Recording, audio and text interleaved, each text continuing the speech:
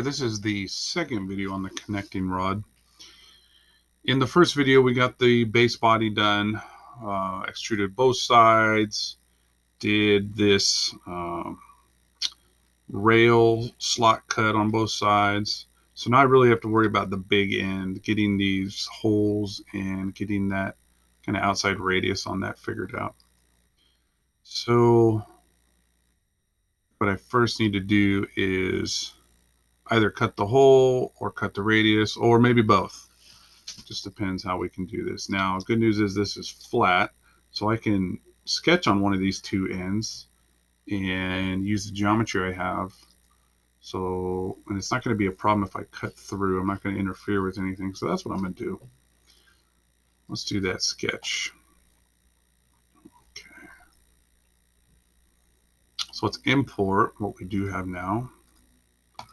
Import project, same difference. Okay.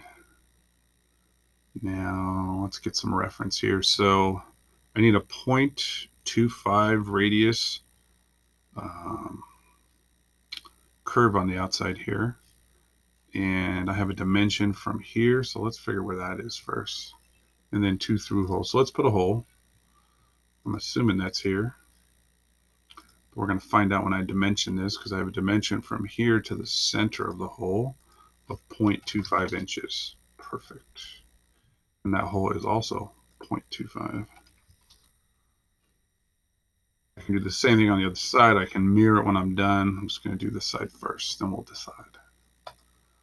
And then I also, and it looks to be concentric, so I'm going to use those two endpoints. Oh, not a line. My mistake. I need that 3-point arc. And I use the same two endpoints.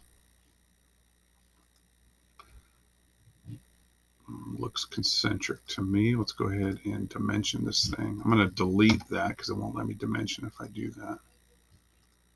I've got a dimension, so let's use it. And then it's 0.25. And that looks perfect.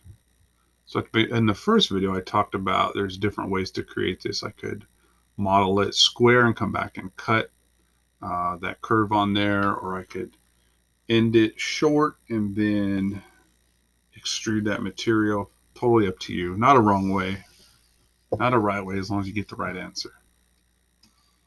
Okay, now to make sure this is lined up, I'm going to put a construction line in here, and I'm going to do midpoints here.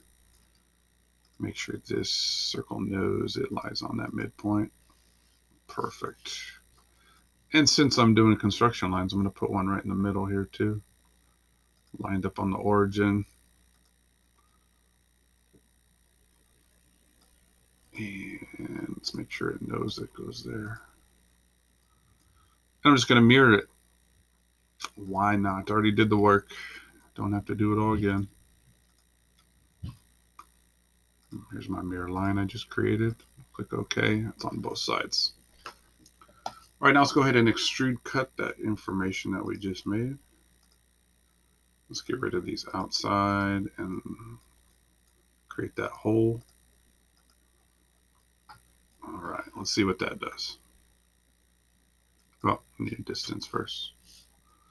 Let's do 2 instead of distance. 2 the surface. Looks good on both sides. Nice preview on Fusion. Cut it. Now let's take a look. What's 3-dimensionally compared? Does that look like it's supposed to look? I'm gonna flip this guy over.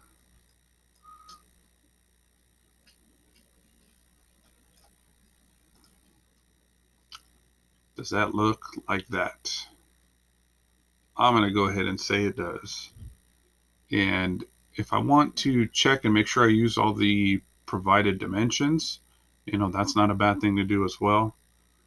But your eyes are pretty good. If you take the time to carefully look at one image to another, your eyes are pretty good at picking up these if there's any problems. And I'm pretty satisfied with this. It looks good.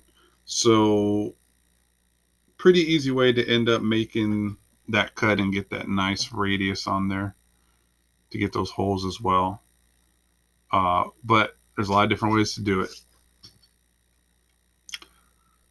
So like I said, do try and create this object before you use the step-by-step directions. But, you know, the directions are here to help as a resource. We don't want to reach the point where we're getting completely frustrated and ready to throw our computers in the garbage, because that does happen with CAD.